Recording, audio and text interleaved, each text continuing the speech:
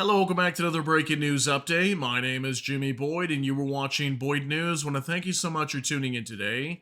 I'm back with another update coming out from the war between Russia and Ukraine, and I've got a lot of news I'd like to brief you all on today. So, we're going to start off talking about major attacks inside of Ukraine last night. The Russians fired at least 100 UAV drones into Ukraine. The Ukrainian Air Force stated they shot down at least 65 of these incoming drones. I think several were also suppressed by electronic warfare, but we did have some major attacks to report all across 13 regions inside of Ukraine. Lots of damage to critical infrastructure, also civilian homes, businesses, warehouses being destroyed in Ukraine last night. I have lots of video footage and pictures coming out from a lot of these attacks. Even a lot of cars were destroyed as well. So we're going to talk more about these attacks inside of Ukraine last night. I also have reports that France is going to be delivering the Mirage 2000-5 fighter jets to Ukraine by the end of the first quarter of 2025. So probably by like March, April, somewhere around there, we should be seeing Ukraine receiving the first batch of Mirage fighter jets. Now, I don't know how many they're going to be receiving. I think it's at least a minimum of 5, but that's going to be pretty good for Ukraine, as we know Ukraine already has F-16s, and now they're going to be having these Mirage fighter jets as well. So that'll be great for the Ukrainian Air Force. We also have reports that Ukrainian Special Forces also eliminated some North Korean troops, I believe, in the Kursk region.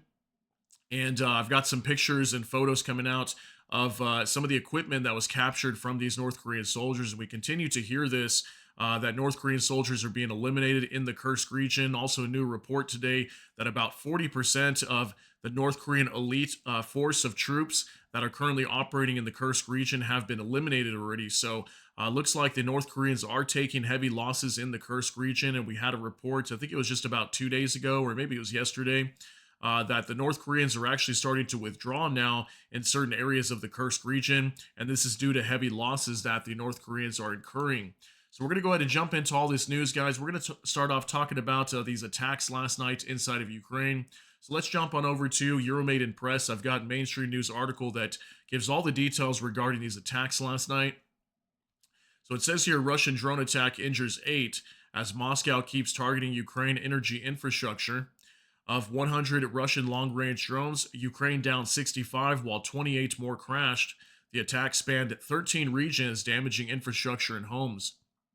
Here's a picture coming out. Looks like this was from Kharkiv. Kharkiv was one of the major regions that were attacked last night with these drones. Looks like somebody lost their home last night. We can see the firefighter crews here that just got done putting out the fire on this home. It says here, Ukraine's Air Force reports destroying 65 Russian drones during a massive attack involving 100 UAVs launched overnight on January 28th. The assault injured at least 8 civilians and inflicted damage on civilian infrastructure, including a power facility and residential buildings. So let me just note something here. Typically we're reporting anywhere on average, probably like anywhere from 70 to 120 UAV drones that go into Ukraine pretty much every day. And it's not every single day that we get a lot of reports of major damage. So it looks like maybe last night a lot of these drones were actually able to strike their targets, and maybe some of this due to falling debris as well as these drones were being shot down. So it says here, Russia continues its deliberate daily air attacks on residential areas and civilian infrastructure. Since October 2022, it has systematically targeted Ukraine's energy infrastructure with extensive missile and drone assaults, aiming to disrupt civilian life, particularly during the winter months. The assault began at 2000 hours on January 27th, with drones taken off from Oriel, Bryansk, Kursk, Milerovo, Primorsko-Akhtarsk in Russia, and Chauda in Crimea. Additionally, the Air Force noted that 28 Russian decoy drones lost tracking without negative consequences, with 2 flying toward Russia and Belarus. 1 drone remained airborne at the time of reporting as combat operations continued. The Air Force's data suggests that at least 4 Russian explosive drones might have reached their targets. According to military officials, Ukrainian air defense forces, including aviation, air defense missile units, electronic warfare teams, and mobile fire groups, engaged the threats. The military confirmed interceptions across Kiev, Kharkiv, Poltava, Sumy, Cherniv, Cherkasy, Kirovohrad, Zhytomyr, Dnipropetrovsk, Zaporizhia, Mykolaiv, Odessa, and Kherson Oblast. In Odessa Oblast, local administration head Oleg Kieper reported 4 people were wounded during the drone and missile attack. A 91-year-old man was hospitalized while others received medical assistance on site. Odessa Mayor Hannady Trukhanov added that residential buildings were damaged and four cars caught fire. Excuse me. So looks like there was maybe even some missiles targeting Odessa last night as well. In Kyiv Oblast, Acting Regional Chief Mykola Kalashnik, man, these are hard to pronounce today, reported drone debris damaged a vintage car museum, destroying 9 vehicles and damaging 27 others. In Kharkiv, emergency services contained a fire affecting 1,500 square meters at an industrial facility, while a woman 59 years old and a girl 9 years old experienced acute stress reactions. A second strike in Kharkiv suburbs set a house and garage ablaze. In Kharkiv Oblast, Rohatin Community Oblast head Ole Sinuhubov reported 2 people were hospitalized, 62-year-old man and 66-year-old man, 62-year-old woman and 66-year-old man. 4 houses were damaged while 1 house and garage were destroyed. In Uman, Cherkasy Oblast, Mayor Irina Pletinyova said an infrastructure facility was hit, disrupting power, water, and heating supplies. Local utilities are operating on generators while working to restore services. Cherniv City Military Administration head Dmytro Berzinski, that's kind of hard to say, reported 2 detached houses were partially destroyed by falling drone debris, with no injuries reported.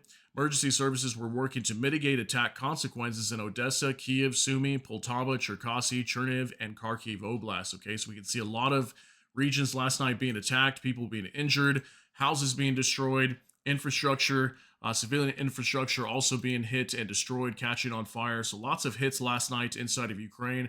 Let's go ahead and jump on over to X now, and I've got lots of pictures and video footage coming out from these attacks last night. This one's from Astra. Russia launched 100 drones in Ukraine overnight, says Ukrainian Air Force. Drone strikes targeted 13 regions. The attack damaged private enterprise buildings, infrastructure, residential houses, and vehicles. No casualties were reported. Video captures the first moments after the strike in Kharkiv. In the photos, the aftermath in Kyiv region, where a retro car museum was damaged, according to local administration. Okay, so we got our first video here coming out from Kharkiv showing damage in a roadway here in the middle of the city. So let's take a look at this. Then we got a couple photos we can take a look at too.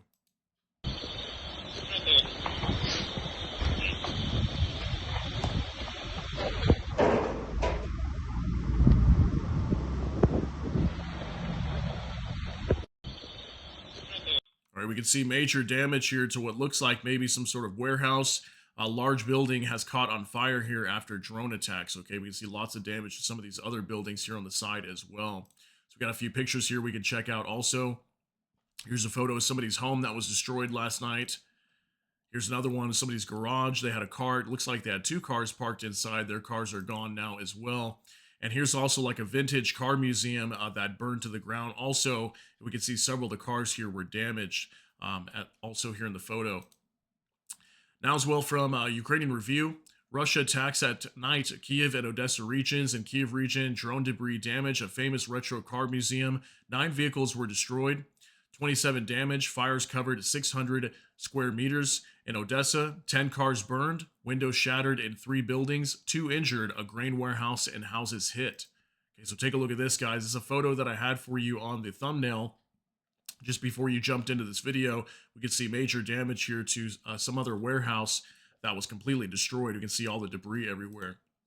And then here's also a picture coming out. Really hard to see what's going on, but it looks like maybe somebody's car is on fire down here. I can see a car right there. So it looks like some sort of street and a car potentially catching on fire, or maybe somebody's building down here.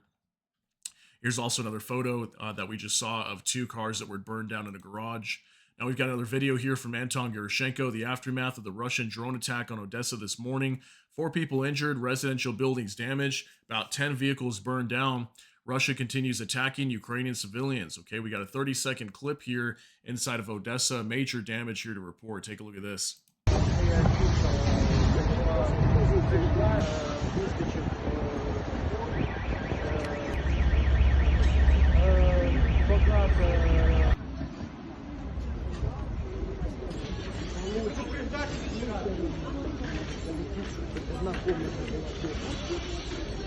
Если что,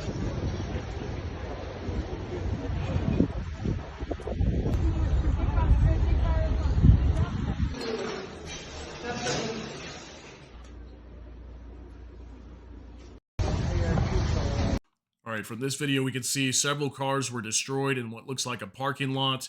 We even had a piece of a vehicle, looks like in a playground that we saw here in just a moment right there. So a piece of somebody's car is what that looks like. We have lots of windows being blown out here. So again, lots of civilian infrastructure being damaged. We consistently see this inside of Ukraine. Here's some more from Max 24. At night, Russia attacked with more than 100 strike drones. The consequences of the enemy attack are being eliminated in 7 regions of Ukraine. So here's some more pictures. Critical infrastructure being targeted. We've got what looks like a large warehouse on fire over here in the back. We've got firefighter crews here on the scene.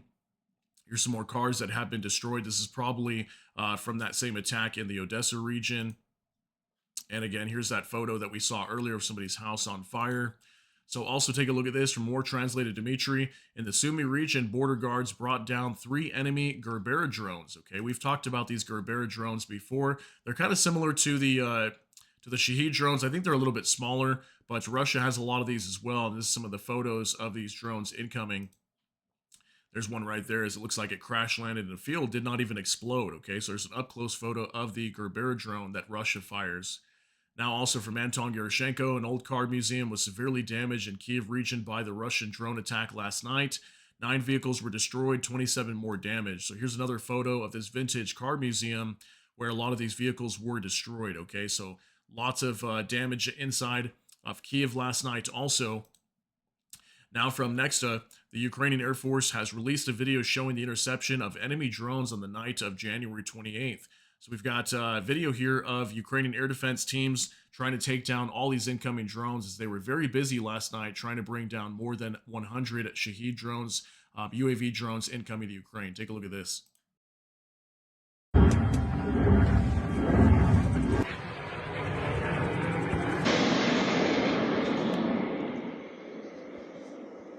Yeah.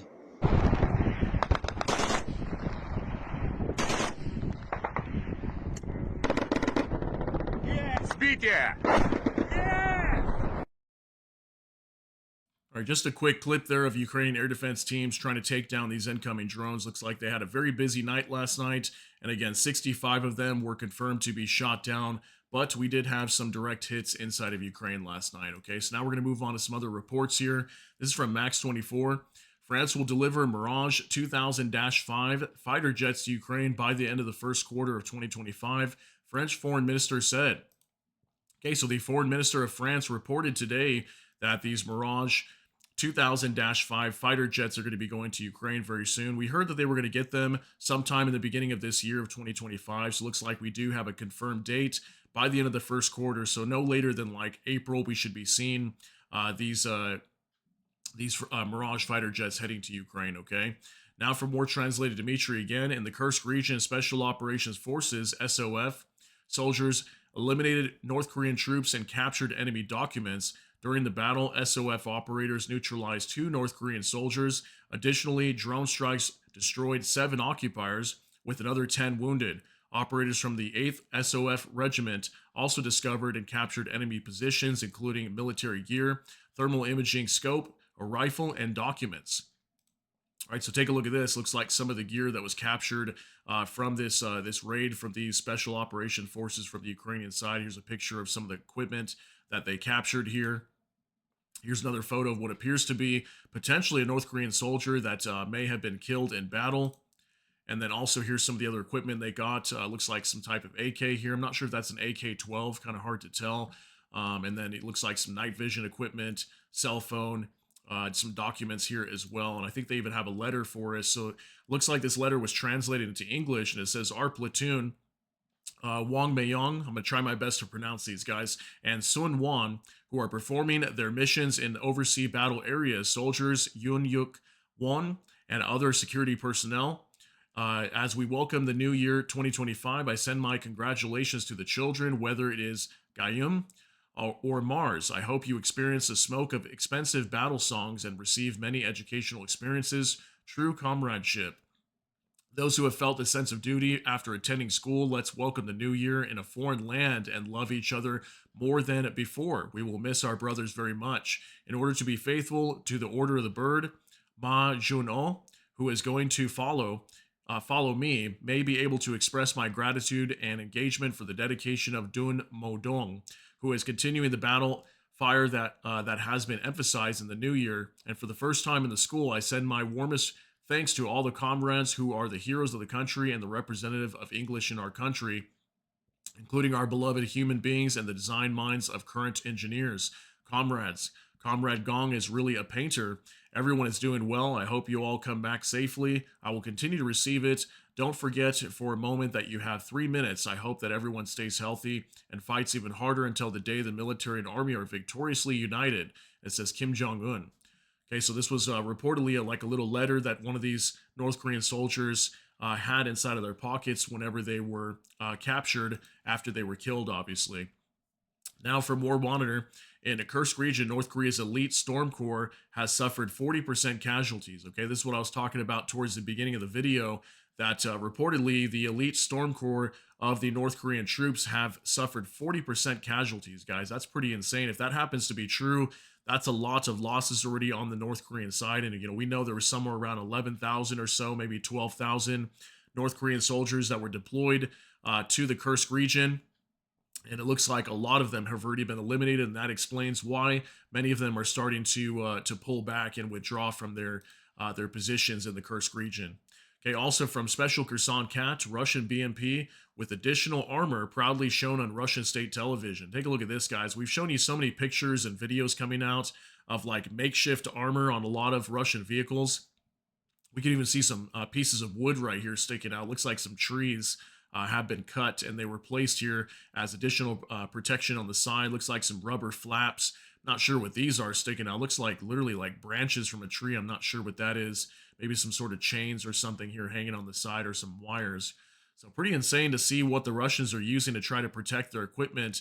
And a lot of this is, to protect from the FPV drones that Ukraine is using.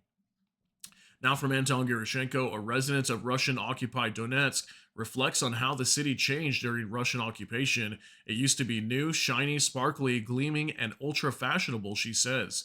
Okay, so we're going to see what appears to be a resident in the Donetsk region who is complaining about how the city of Donetsk, which is currently Russian-controlled, it used to be under Ukraine, and then when Russia took it over, she's going to be complaining about how like some of the signs over here have not changed. They're just aging, that there's just certain parts of the city that the Russian authorities that are currently controlling the city are not even taking care of anymore. And she's complaining about how it used to be a beautiful city and now it's no longer that way. Okay, so go ahead and take a look at this. Донецк вообще пиздец, какой красивый город был. Пиздец. Очень красивый. В то время в него вваливали столько баблища. Все вывески, все было новое. Не знаю, мне кажется, даже в самых таких передовых городах не было того, что было у нас. Типа все новинки, все самое крутое, все самое дорогое, все уебывались, ну, в хорошем смысле. А сейчас я иду, все эти вывески, даже многие я прям вспоминаю, что действительно я знаю эту вывеску, они просто остались и постарели. Ну, прикинь, там вывеска висит 8 лет, там 8-10 лет, и ее там не обновляют, не подкрашивают, все то же самое, просто город постарел. И от этого грустно, потому что это все было сверкающее, новое, искристое, сияющее, ультрамодное на то время. А сейчас на это все смотришь. Ну, конечно, уже прогресс ушел вперед, все ушло вперед, а здесь все как было, так и осталось. Донецк вообще... All right, so interesting video coming out, and I thought it was interesting because she's talking about how, when it was Ukrainian controlled, there was like maybe some little things like signs, things that represented the city that were well kept under Ukrainian authorities, and ever since it was taken over by Russia, now not so much, okay? It's maybe they're focused on more things, maybe even just this war, a lot of the money is probably allocated for the war, and maybe the Russians don't want to put money towards upkeeping the city. And you know what? It's something typical that we do see differently with Russia compared to Ukraine. At least in a lot of areas of Russia, there's just so many poor areas, areas that are not upkept. Lots of, infrastructure just failing. We're seeing water pipes bursting, things like that all across Russia. So pretty crazy video. Now moving on to Max 24. Russian truck hit a mine, 8 wounded, 5 in critical condition. So some new photos coming out today showing what appears to be a Russian transport truck that was destroyed by a mine, most likely somewhere in eastern Ukraine. They ran over a mine, completely destroying their truck. We can see the damage here that has been inflicted on this vehicle after it hit that mine, okay? Now from Nexta, Uzbekistan Airways fears that Russian air defenses will shoot down their planes. Uzbekistan Airways has begun rerouting its flights to Europe through the airspace of Azerbaijan and Turkey, abandoning the northern route over Russia and Belarus, reports. I'm not sure how to pronounce this. Oksu. Not sure if it's Oksu or Zu.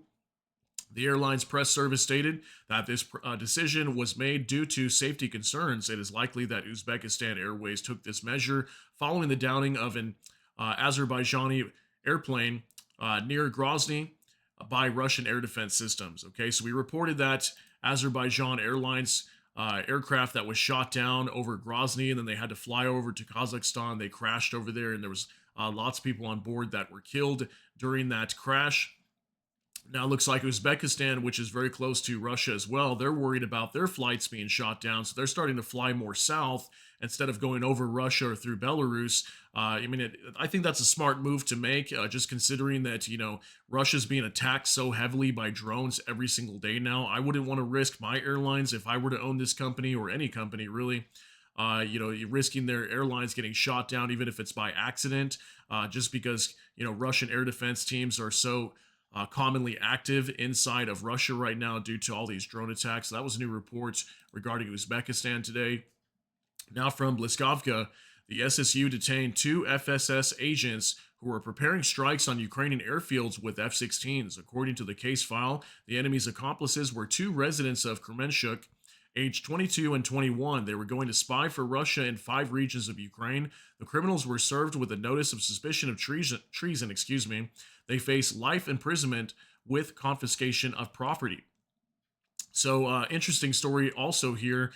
Two FSS agents, preparing strikes on Ukrainian airfields with F-16. So I'm assuming these must have been pilots that were flying F-16s, or I'm not really sure what's going on here. How would they prepare these strikes, or were they preparing to launch some sort of sabotage event with bombs or something? I'm not really sure, but maybe some of the airfields that had F-16s looks like they were trying to target them, and looks like the Ukrainian authorities did capture them prior to these attacks being carried out. So that was pretty crazy coming out today.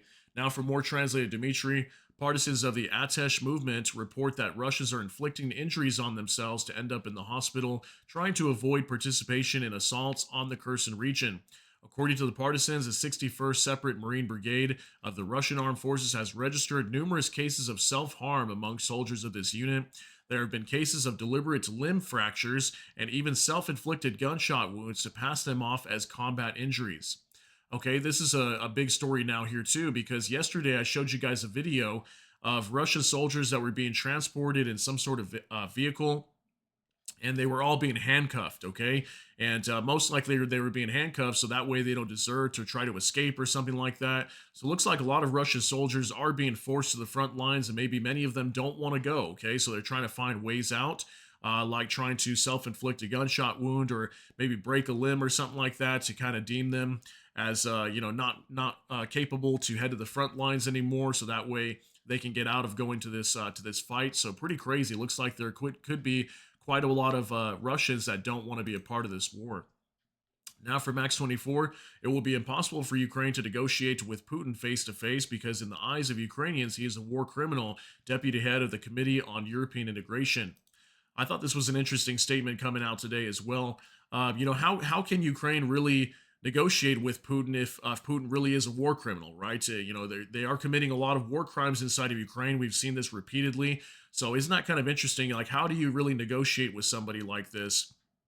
We'll have to see how this goes. We know that negotiations are coming pretty soon.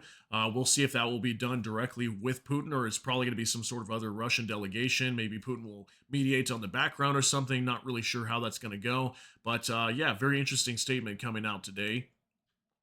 Now from NOAA reports, satellite images published by Cyber Baroshno confirm a Ukrainian drone attack on the Novoshakhtinsky refinery in Russia's Rostov region late December has damaged a critical ELOU-AVT-2.5 unit vital for refinery operations. Okay, so I actually remember reporting this Novoshakhtinsk refinery that came under attack back in December. I think it was also attacked multiple times last year as well.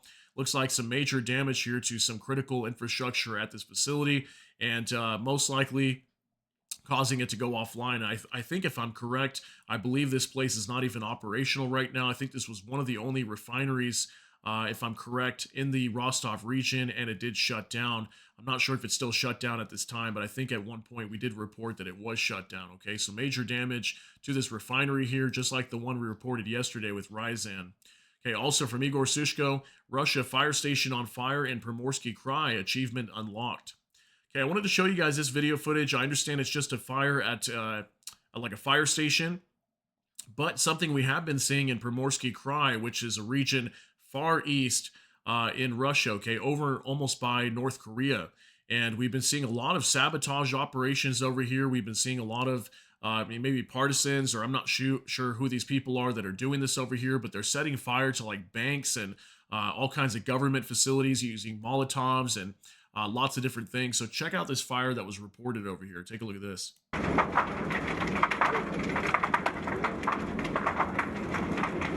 Пожарка нахуй горит наша, ё-моё. Хрена себе пожарники. Вот это да. Пожар в пожарке.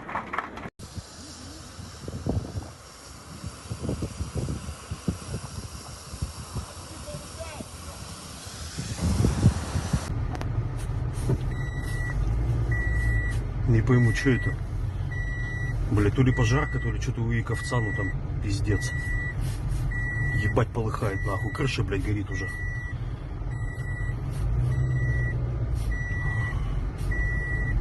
Ну да, на пожарке что-то.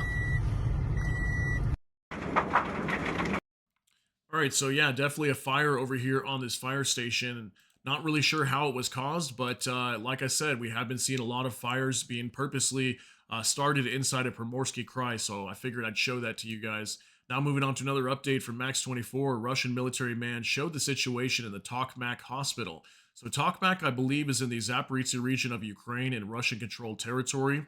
And there was a video here of a Russian soldier inside of a hospital. And if you notice during this video when we show it, there's no like nurses or anything walking around in the halls. It really just looks like an abandoned building that's maybe being makeshifted as a Russian hospital. So pretty insane to see that, Russia's just using whatever they can, even as hospitals. So take a look at this. Вот смотри, чтоб ты понимал. Вот видишь, в Токмаке. Вот коридоры вот так вот забиты. Прямо жидкие. Парнишка. На полу народу дохуя вообще. Мы вот сидим. Там дальше еще народу. All right, we can see from this video here the Russian soldiers just literally laying out here in the hallway, on a bench, one of them over here literally on the floor. So I'm not sure if this was maybe some sort of hotel or something. I'm not sure if it's even an actual hospital. But yeah, if you notice, there's no nurses walking around or anything like that. I understand it's a short video, but interesting to see how the Russian soldiers are dealing with their injuries just sitting out here in the hallways, okay? They're not even in like a hospital bed or anything like that. All right, also from Nexta, the European Union may ban the import of PlayStation and Xbox consoles into Russia. The EU officials believe that the consoles are being used by the military to operate drones and are proposing to prohibit their imports into Russia. The restrictions could come into effect as early as February 2022 and included in the next package of anti-Russian sanctions. Okay, this was reported by the Financial Times today. It says EU plans ban on sales of video game consoles to Russia. Country's armed forces uses gaming kit to control attack drones against Ukrainian targets, Brussels says. So it looks like the Russians are using Xboxes and PlayStations. They're probably taking them apart and using the components inside of them to build FPV drones or any attack drones really to strike inside of Ukraine with it. So it looks like the EU is proposing a ban to stop the sale of these video game consoles to Russia so that way Russia can't use this equipment to build their drones. Okay, also for Max 24, according to Russian media, high-level Russian delegation is set to visit Damascus soon for talks on relations and military, economic, diplomatic cooperation between the two countries. Okay, so this is about Syria now. And just yesterday, I saw reports actually that more Russians' their equipment starting to leave the port of Tartus, which was before, under Russian control. And yeah, that's more indication that the Russians are completely pulling out of Syria. Now it looks like there could be a high-level delegation coming from Russia to visit the capital of Damascus in Syria soon to maybe see if they can still work with Syria. Who knows if that's going to happen? I don't know. So far, it looks like the new, the new government there that's in charge of Syria doesn't appear to be too happy with Russia. And we saw lots of video a little while back coming out whenever Syria started to fall. Bashar al-Assad fled, went to Moscow. We saw lots of video of the Syrian rebels over there, and they were flipping the bird to the Russian soldiers that were leaving, even putting like their shoe out, and that's kind of like an insult in their culture to the Russians that were leaving. So we'll see what happens with that. Okay. Now, also for Max 24, EU is seeking to speed up Ukraine's accession to the EU and is going to open the first cluster of negotiations with Ukraine, according to Politico. Ukraine has demonstrated significant progress in reforms, which allows the EU to actively advance in its integration. All right, so this is a big report now, too, coming out regarding EU integration. Now, could we see Ukraine joining the EU? I think it's possible at some point, and it looks like they're going to be moving that direction very soon and trying to get Ukraine into the EU as soon as possible. Okay, so that's a big update today as well. Now from NOAA reports, Russia's oil trade to China and India is stalled as new U.S. sanctions drive up tanker shipping costs. March Russian crude offers jumped $3 to $5 a barrel as sanctioned tankers face delays. India's BPCL hasn't received March offers while China faces disruptions. Okay, so we've been reporting a lot of this ever since a couple weeks back. We heard that the U.S. imposed major sanctions on Russia's shadow fleet of vessels that are used to transport oil and circumvent sanctions from the West. So whenever they went after a lot of these shadow tankers, many of them were being sanctioned, so they could no longer drop off oil at ports in like China and India. So it looks like we have this huge report today that these sanctions are definitely taking effect, and it's increasing shipping costs as well for these tankers. Okay, so that's very big. That's more losses for Russia. Now from Anton Gerashenko, Russian propagandist Solovyev, complains that attacks on oil refineries cause huge losses to Russia. He's unhappy with lack of protection for these objects. There should finally be someone in the country responsible for this. He says there is someone. Vladimir Putin is what Anton Gerashenko says. So this report's going to talk about Russia State TV. They're going to be complaining that why is nobody responsible for all these drone attacks on these oil refineries, oil depots that are just exploding all over the place due to these drone attacks from Ukraine. And I guess Anton Gerashenko has a point here. Maybe there is somebody responsible, and it could be Vladimir Putin, right? But he's going to be complaining here that why is there no air defense teams like purposely stationed to defend these oil depots and oil refineries? And like I said, just yesterday, we reported that the Ryazan oil refinery has completely shut down, and it's one of the largest inside of Russia, and that was due to repeated drone attacks over the last week. So take a look at this video. Но это очередной удар по нашим НПЗ. А кто их будет защищать? В чем проблема? Почему до сих пор этот вопрос не становится на уровне законодательной власти? То есть, вы напишите запрос и спросите, кто отвечает за защиту всех критических объектов инфраструктуры. С кого спросить? Если мы хотим сказать, что пусть собственники защищают, не вопрос. Давайте им дадим такую возможность, они готовы инвестировать. А у них не запрещено? Конечно, запрещено. Кого они поставят? Они что, с улицы возьмут людей и дадут им боевое оружие? Нет, они этого не могут сделать. Они могут финансово это сделать, они готовы вложиться. Но кто отвечает?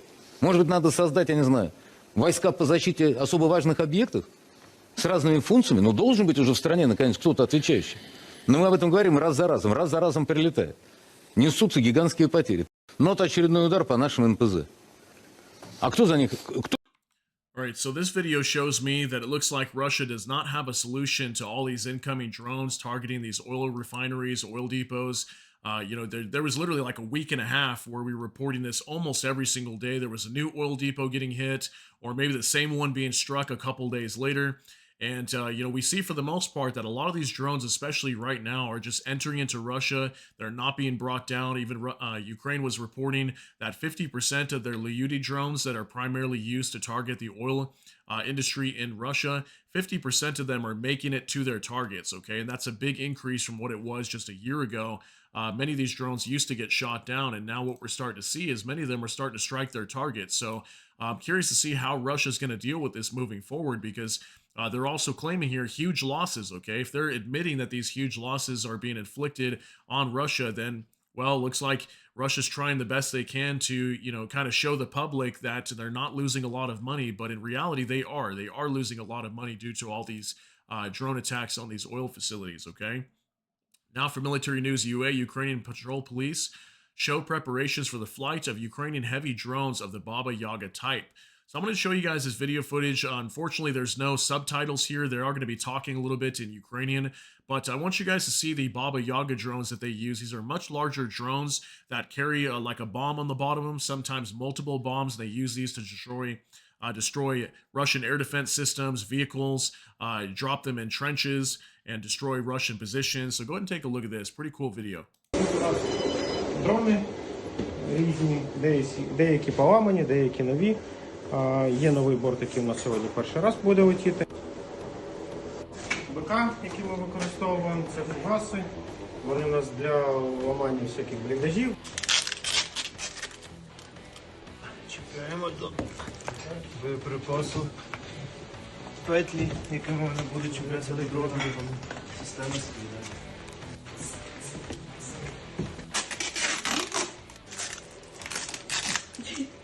Працюючи ще на лінії в поліції, розумів, що рано чи пізно на війну йти доведеться.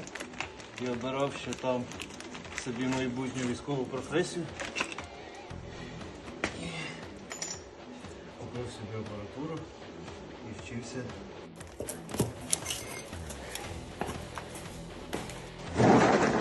Так, щоб він правильно літав і бачив компас, куди літає, йому його треба відкалібрувати. Калібровки він показує, що на пульті. На пульті дуже мало параметрів. Перша навігація є і друга навігація є. 21 і 23 секунди. Значить можна літати.